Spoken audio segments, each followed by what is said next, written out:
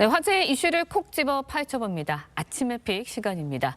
오늘은 북러 간 밀착 관계 짚어볼 텐데요. 김열수 한국군사문제연구원 안보전략실장 나오셨습니다. 네. 안녕하세요. 안녕하세요. 네, 러시아 국방장관이 이끄는 군사대표단 지난달, 그러니까 11월 29일부터 30일까지 이틀 동안 북한을 방문했습니다. 그런데 시기가 참 미묘합니다. 우크라이나 특사단이 우리나라를 방한한 직후였거든요. 의미가 있는 거겠죠? 예, 사실은 이제 어떻게 보면 러시아 우크라이나 전쟁이 한국이나 북한이나 직접적인 당사자는 아니었잖아요. 예. 그런데도 불구하고 우크라이나 국방부 장관은 한국을 방문하고 그 다음 날 러시아 국방부 장관은 북한을 방문을 해서 마치 한반도의 남한과 북한이 이 러시아 우크라이나 전쟁의 이해 당사자처럼 이렇게 보였다라고 하는 것이 첫 번째고요. 두 번째는 마침 이제 러시아 국방부 장관이 북한을 방문하는 날 러시아 군용기 6대하고 중국 군용기 5대가 각각 이 카디저와 자디저, 소위 말하는 그 방공 식별구역이죠. 예. 항공 방공 식별구역과 일본 방공 식별구역을 넘나들면서 이걸 이제 연합훈련을 했거든요. 그래서 이것을 통해 가지고 북한의 러시아 파병을 간접 지원하는 것처럼 그렇게 보였다라는 거고요. 세 번째는 중국이 마치 러시아에 대해서 중립적인 입장을 취하는 것 같이 보였지만 이번에 러시아하고 이 중국하고 같이 연합 비행을 함으로써 중국도 러시아를 직접적으로 지원하고 있다라고 하는 것을 여실히 보여주었다. 이렇게 저는 평가를 합니다. 네, 그런가 하면요. 러시아 국방장관이 김정은 북한 국무위원장을 만나서 회담을 가졌습니다. 어떤 논의가 이루어졌을지 관심이 쏠리고 있는데 어떻게 보세요? 트럼프의 당선과 직접적으로 연관이 있을 거고요. 그 말의 의미는 트럼프 당선인의 종전 구상하고 직접적으로 또 연관이 있다라고 봅니다. 그래서 뭐 가능하면은 빨리 종전을 하겠다라고 하는 것이 트럼프 당선인 측의 생각이기 때문에 그렇다라고 하면은 서로가 한 채의 땅이라도 더 이제 확보를 해야 될 필요가 있거든요. 그런 차원에서 보면 러시아는 북한의 총포탄과 병력이 필요한 거죠. 그래서 아마 총포탄의 추가 지원과 병력의 추가 파병 이것을 이제 요구하면서 반대급부로 무엇을 더 줄 것인가 이것을 아마 서로 논의했다라고 생각을 합니다. 네, 알겠습니다. 근데 러시아가 이제 북러 밀착 관계 굉장히 좁혀지고 있다라는 생각이 드는 게 내년 80주년을 맞는 전승절 기념 행사에 북한군 부대를 파견해달라 이렇게 초청을 했습니다.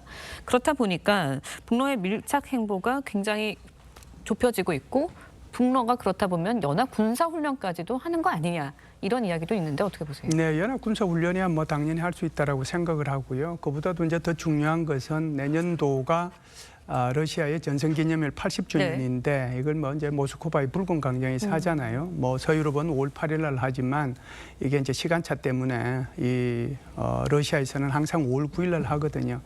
이게 전성기념일의 의미는 그냥 80주년이기 때문에 북한군 초청한다는 저는 이 단순한 개념을 저는 좀 넘어선다라고 생각을 해요. 무슨 얘기냐면 적어도 5월 9일 이전까지는 러시아 우크라이나 전쟁을 통해서 러시아가 승리하고 또 하나의 승리 기념을 5월 9일 날 북한과 같이 이 모스크바 광장에서 하자 이 얘기를 한 거거든요. 그런 의미에서 아마 이것을 좀 주목해야 될 필요가 있고 이때 갈 때 김정은도 같이 동행하는지 이 여부를 좀 우리가 예의주시해야 될 필요가 있다 이렇게 보죠. 네, 알겠습니다. 우크라이나군 그런데 이런 가운데 하르키우 지역에서 북한의 대전차 미사일을 파괴했다. 이렇게 우크라이나 군이 주장을 했거든요. 어제 전해진 소식인데 북한산 무기 거래가 더 뭐 다양하고 빠르게 진행되고 있는 거 아닌가 이런 관측도 있어요. 그렇죠. 이제 어제 보도된 것은 우크라이나의 드론이 이게 북한의 불새라고 하는 건데 이게 이제 대전차 로켓포거든요. 이게 이제 뭐 사거리는 한 10 내지 25km 정도 나가고 위에 발사관이 6개가 있어요. 그 6개에서 발사관이 이제 나가는 거기 때문에 굉장히 이제 성능이 꽤 괜찮은 것으로 알려져 있는데 이것을 이제 파괴한 거거든요.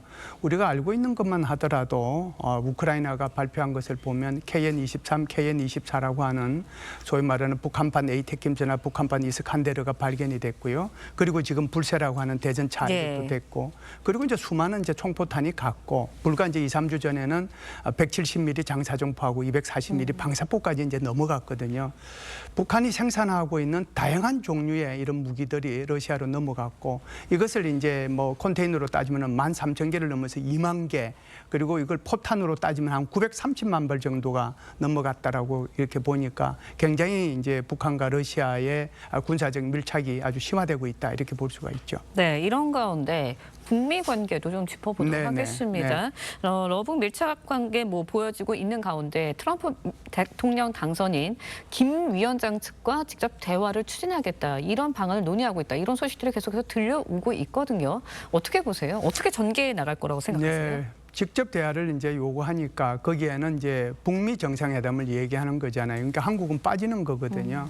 가장 바람직한 방법은 뭐 2018년도 상황이라고 봐야죠. 판문점 정상회담 예. 있고 난 뒤에 그다음에 이제 싱가포르 정상회담 그리고 이제 평양 정상회담 있고 난 뒤에 하노이 정상회담 이런 식으로 남북 정상회담 있고 난 뒤에 이제 미국 정상회담이 가는 순서가 제일 바람직하죠. 그런데 만일 지금 이제 트럼프 당선인 측에서 나오는 것이 직접 협상을 미국에서 얘기를 했기 때문에 물론 이것은 이제 북한이 바라는 것이기도 하고요. 아마 이제 이럴 가능성이 있는데 이런 최악의 경우에도 우리는 좀 대비를 해야 될 필요가 있지 않는가.